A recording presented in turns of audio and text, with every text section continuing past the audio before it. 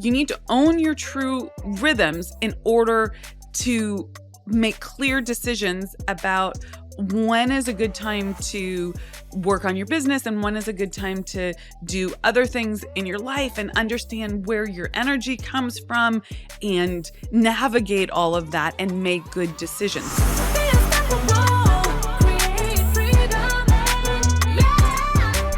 Hello, and welcome to another episode of the Unstoppable Woman podcast. I'm Amira Alvarez. I am the founder and CEO of the Unstoppable Woman, and great to have you here. Okay, today we are talking about the 6 rules of work-life balance as a female entrepreneur. So here's the thing. You know that you want it all, okay? Who doesn't want it all? Who's sitting there going, no, I don't really want it all? You want it all. You want to have a great business where you're making bank, making an impact, having a good time with your team, doing your brilliance in this world, like the stuff that is your genius work, and having a delightful time in your business. And you want to have all the things in your personal life that you want: a rockin' body, a great relationship with your partner and with your kids. If you have kids, you want enough downtime. You want enough engagement time. You want to have deep and intimate relationships. You want to have great energy. You want to go on vacations and have a second house or move to a better house, or you have desires in your life. And you want more, right? You want to have it all. So how do you do that?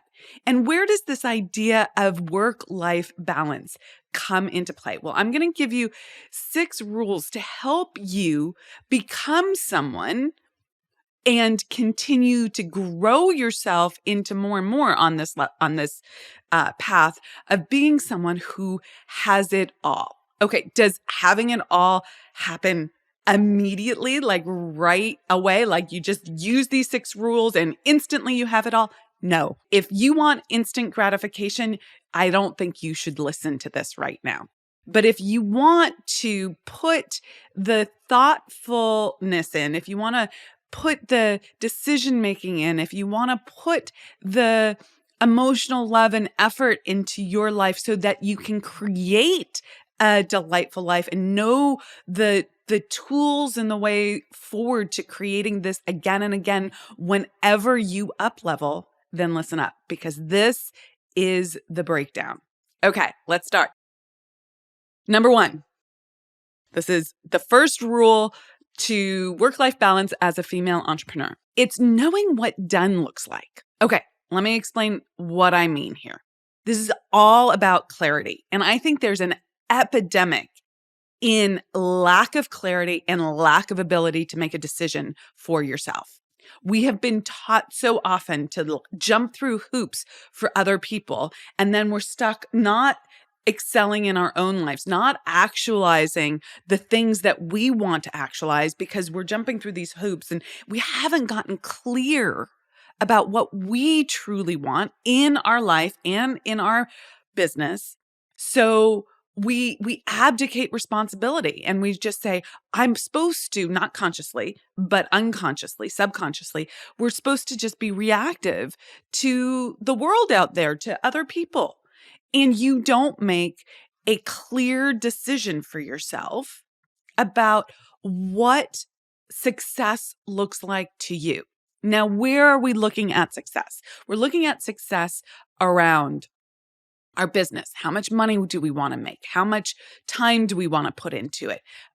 We're looking at the clarity in terms of our goals and our projects for our business. We're looking at clarity and what done looks like for the kinds of hires that we want to make. Okay, the kind of experience we want in our business, including, and we'll get to this in a little bit in this podcast, what you want your daily rhythm to look like in your business. You're not clear on that, okay? Yet. Maybe you're clear. I shouldn't assume that everyone's not clear because that's not true. But you can always up your clarity here, okay? So you need to get clear about how you want it to be, what your big desires are in your business, and you also have to look at this as what you want your personal life or your non-business related life. Now, let's talk here for a moment about this. I have a real strong stance that you can't look at these separately. They have to be integrated. It doesn't mean that you have to do all your personal life and your business life all at the same time. That's crazy making, okay?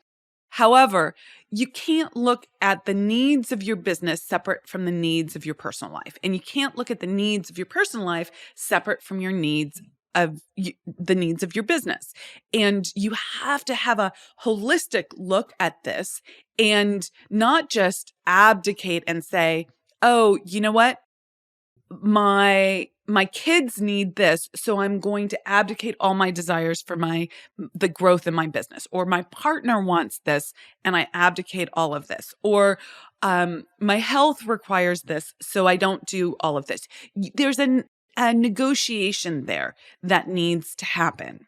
And that requires that you get very clear and own your desires and what done looks like for the foreseeable future. When I work with clients, we do, large plans, then 90-day strategic plans. And then, we work on figuring out what happens on the week, weekly, what's your sprint. And then we look at, how your day is showing up. And you have to get clear on all of those things. It can't just be wishful thinking. You have to start with clarifying, this is what I want. Okay. What would done look like here? What do I truly want? And I actually think there's this epidemic of not making decisions around that. And I know that for me, when I started to really grow in this area, it was challenging because I was deferring to my husband, I was deferring to my team, I was deferring to what I saw other people doing. I was just deferring, and I didn't have a clear desire of and clear idea and decision of how, like, what I considered done in my business and in my personal life. So that's the first place. And I think that you have to confront here, this is a little mindset piece. You have to confront here that you might be disappointed in yourself. Okay. I think people avoid making clear decisions about what done looks like because they're like, what if I say I want to spend this much time in my business and earn this much money, but I don't get that? Am I going to be disappointed? So I just won't make the decision. That's the lack of personal responsibility. Okay. You have to risk the potential for disappointment. And we're going to get into the mindset frame for how to approach that later on in rule number 6. Okay. So moving on to rule number 2, the rule here is know your rhythms. This again is about self-ownership. This is again about self-trust. This is again about self-authority. Know your rhythms. Okay. How do you like to work? How did the rhythms of your life really work? Now, the challenge with this is that there are other people in your life. And I have 2 great examples of this. So you need to own your true rhythms in order to make clear decisions about when is a good time to work on your business and when is a good time to do other things in your life, and understand where your energy comes from and navigate all of that and make good decisions. So you have to know your rhythms. That's a key point. And now 2 examples of this. I'm going to use myself as an example and a client example that recently came up. So I recently asked a client who was in overwhelm and feeling like she could never get ahead, my words, not hers, and feeling a lot of pressure from her husband about her desire to work on her business. And one of the things we went back and forth about was I pushed her and I said, how would you work if he wasn't around? And I'm not saying ditch the husband. I don't think that's what I know that's not what she wants, and that's not on the table. However, how would you work if he wasn't around? How do you like to work? Because 2 things happen. 1, we get reactive to other people. And 2, we abdicate responsibility going back to rule number one, you have to have clarity on what done looks like. And in this case, I'm talking about what your ideal rhythm looks like. You have to get clarity on that and know, like, if I decide that my rhythm is like this and I set up my work like this, that's a decision. I know what done looks like. Okay. So a lot of people will abdicate responsibility for that, and under the guise of they need this or he needs this or he wants this, and you're not looking at what your true rhythms are. So you have to do some deep diving into that. For me, I love waking up early in the morning. I'm a early to bed, early to rise person. Having that quiet time in the morning is just essential for me. I do a ton of work. I feel successful because I've gotten a ton done. And then I get dressed, do my thing, and I start the meetings for the day. And that's a great rhythm. And then I can go hard if necessary to the end of the day, but often I like to have the meetings end at 2 or 3 in the afternoon and have some spaciousness at the end of the day for various other things in my personal life or my professional life. And that's a great rhythm for me. I study in the evenings now. I used to study in the mornings. I've changed it over time.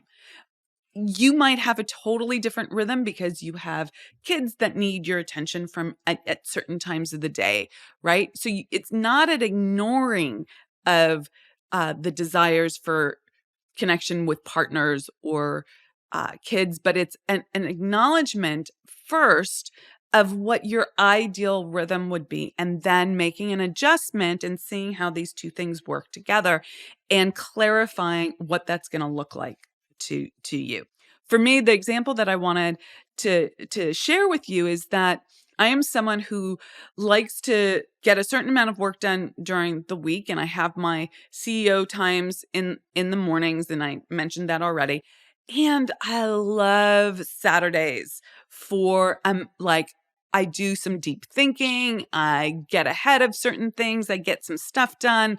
I love having a certain amount of time on Saturdays to get stuff done. And I know my rhythm that if I wait until Sunday to do whatever thing that I really wanted to work on, I won't do it. My energy on Sundays is ramp down, chill out time. Now, my boyfriend's rhythm is just the opposite. He's like, I'm done Friday night. I'm done Saturday. I want to play. Sunday, I need to get back to work. Okay. So we have opposite rhythms there. And so we navigate that. Okay. Sometimes I will say I need to get some work done, and he's taking time off, and I'm doing my stuff on Saturday morning, and he's all good with that. I also don't work all day Saturday. It's not like a 10-hour thing or anything. But so anyways, it's something that you do need to recognize and not sacrifice just because someone else wants you to do it differently. There's always a solution. That's the thing that you really need to know there. Okay. Rule number 3 is take the clarity from rule number 1, executing rule number 1, and the insights from rule number 2 around your rhythms, and map your commitments to your calendar. Map the clarity of what done looks like this week to your calendar. If you don't actually map it to your calendar, you are setting yourself up for failure, not having enough time. Okay. And you have to have honesty about this and make adjustments. Either things come off your calendar. I'm not a fan of that. You can ask my team. I'm always about growth, not retraction. And but sometimes things get taken off, like this is not happening right now, or projects get scrapped, right? Like they're either pushed off to next quarter or scrapped, or maybe the things that you thought were essential are just not essential, so they get deleted from what's on your plate. But ultimately, the real way to scale here is rule number 4. Get help, get support, hire people to help you. Okay. So rule number 3 is map it to your calendar so that you're super, super clear. Okay. That you're going to have time to do what you want to do. Make it conscious. Do not assume that everything's going to get done. And then you're like, oh my God, I'm so overwhelmed.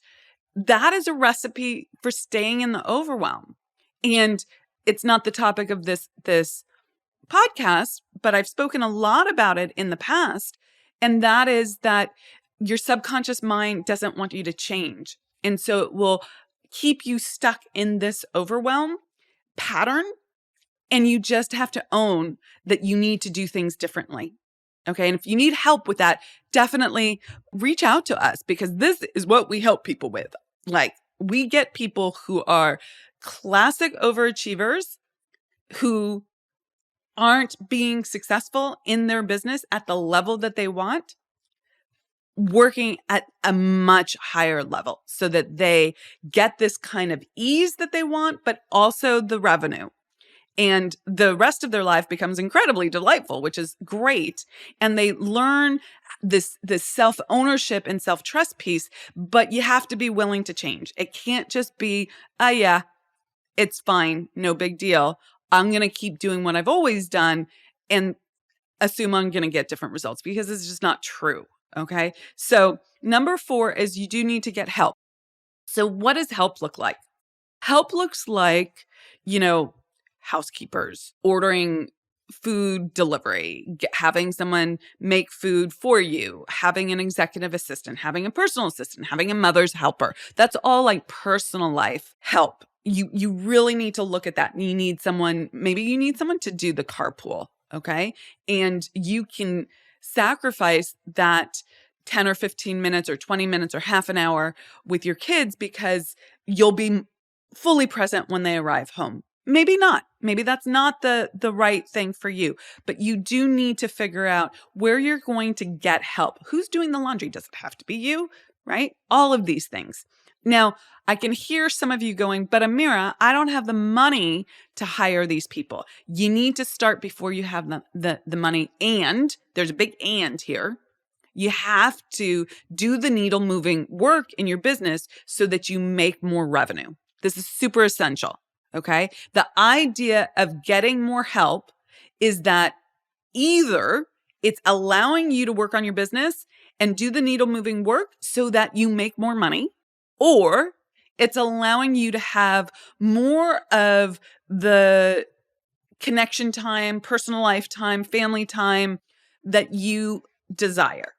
Both of those are critical and things that people want in their lives. One allows you to make more money. If you're already making enough to put money towards getting help to free up your time in your personal life, fantastic. Okay, go do that. But if you're cleaning the toilets and you could instead be making, say, a sales call, you can really see that it's more valuable for you to be putting your time and effort into the revenue generating work in your business than the non-revenue generating work in your business. And you have to, it's like ripping off the Band-Aid. You have to pull the trigger on that. It was terrifying for me initially to hire a housekeeper. A lot of you are way beyond that, but some of you might be in that place already. I was like, who am I to get help like this?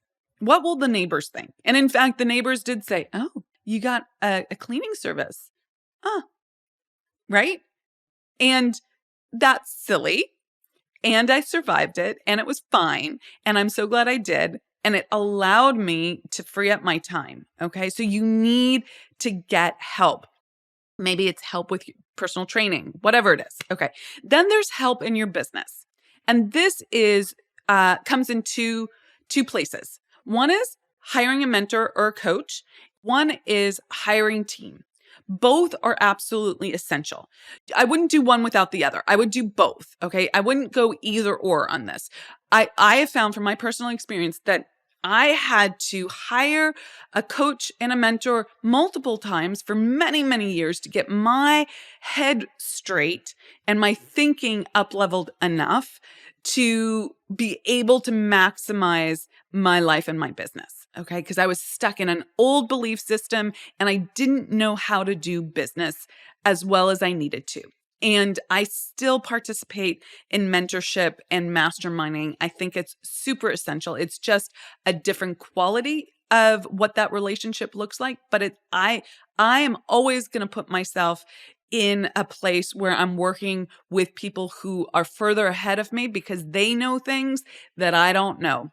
So that is a rule of mine. I'm always going to put myself in a place where I'm learning from others. Now, the second part of that is you need help from people who can do the things in your business that either are not the highest and best use of your time, or they're actually better at than you. You can do it, but they're better at it. And that, again, the way to leverage that is when you hand it off. Are you doing the needle moving work? Are you doing the work that's going to allow you to make more revenue and grow and scale? Then that will pay dividends. Okay. Now, hiring isn't a magic wand situation. You know, we as a company have hired lots of people that don't work out. That's part of the process. And you still have to hire. Okay. We've also hired more people that have worked out brilliantly. And sometimes they work out brilliantly for a period of time. And then, you know, it's time for someone else to play that role. So there's a constant way that you need to keep up leveling and allowing yourself to do more of what you love doing, whether it's in your life or your business. Okay. And that means doing your genius work and getting help in your life and your business so that that's what you're focusing your time on. Okay. Rule number 5, keep your word to yourself. This is a big deal. Most people break their word to themselves and they have really good reasons for doing it. But you have to look at your results. Did you break your word to yourself and you feel guilty about life? Okay, like the example of being overwhelmed in your business. Did you say that you were going to commit to doing something, but then you didn't put it on your calendar? You didn't figure out how much time it was going to take. You didn't get help with it. You didn't actually do it when the time came up because, I don't know, you needed to run your kids' lunch to school, or something your team member needed you, or something that you considered more important came up. That's not keeping your word to yourself. Okay. Now, is there a time and a place to navigate those things? Absolutely. However, if you are not scaling at the level that you want to scale at, if you're not having a harmonized life, right, between work and life, there is an issue here that you're not keeping your word to yourself. So you're getting clear. Let's say you've worked number 1. You got clear on what done looks like for your projects and your tasks and your personal life. You worked rule number 2. You know what your true rhythms are and you have made adjustments around that. Number 3, you've mapped it to your calendar. Okay. That's great. And then you get help. Okay. That's great. But now you're not keeping your word to yourself. It's on your calendar, but you're blowing it off. Okay. Ask me how I know. I have experienced that. Okay. I know what that looks like. And here's the thing. You have to keep your word to yourself. You have to learn to be someone who does what's on her calendar. Okay. And you will experience discomfort around that. You will perhaps disappoint other people. Your child who's used to you running the school lunch to school because she forgot it is going to have to ask her friends for their apple in their lunch and won't have you able to do that anymore. Ugh. You know, that might be uncomfortable to both you and her. Okay. So you have to experience this discomfort and not die. Okay. And it generally is reactivity. And the things that you could be reactive to be frank, would be more likely in your business. Your team asks for this, someone sends an email, you're checking email, you get a text, blah, blah, blah, blah, blah, and you're in reactivity mode instead of doing the thing that's on your calendar. And your subconscious, because you've been trained to be reactive to other people. We all have, but women especially. Your subconscious is going to think you're going to die if you don't respond, you don't react. And you probably have an identity of being someone who is helpful and responsive and fast and all of this stuff. And you know what that creates? That creates an addiction to hard. And if you want work-life balance, you got to clean that up. And it requires that you start keeping your word to yourself and recognizing when you break your word and doing it differently. Okay. Doing it actually differently. When, like, let's say you react to a team member and then you realize what you're doing, you actually go back and you say, you know what? I'll get you that tomorrow morning, or I'll get you that in an hour. And you put everything, all the notifications on off, and you go do your thing. Okay. So you have to keep your word to yourself. And this builds such self-trust. Okay. And you'll love your life if you do this. Okay. Number 6 is to iterate on this whole process. That's a rule. It's not going to be perfect out right off of the bat. 2 things here. It's not going to be perfect right off the bat. You have to practice and play with this and iterate on it. Okay. And let me explain why that is. There's 2 reasons. One is because there's no such thing as balance. Okay. There's always, there's no such thing as work-life balance, and there's no such thing as balance in nature. Nature's always trying to get back into balance. That's called homeostasis. But there are shifts. It's going backwards and forwards. Okay. It goes in one direction until it gets too much, and then it goes in the other direction.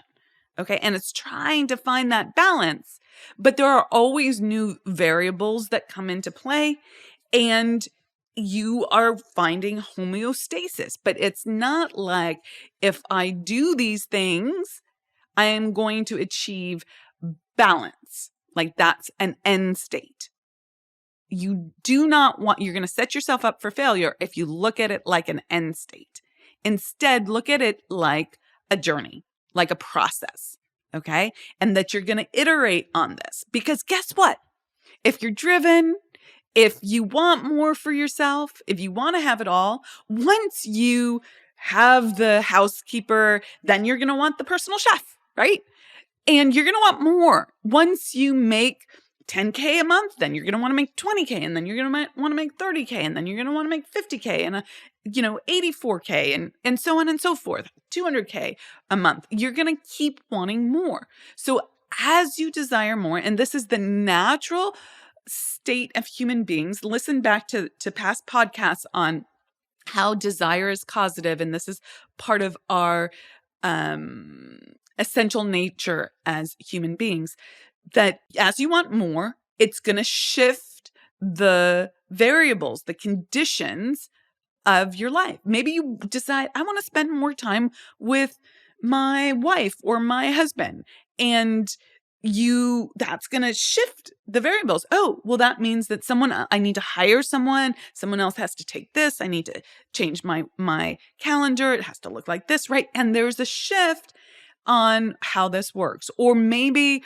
you say, I want to increase the revenue, and all these new projects come into play because they are what's going to drive the new revenue. Well, you're going to feel slightly overwhelmed until you make adjustments in the hires and who does what. Okay. So it's an iterative process. Okay.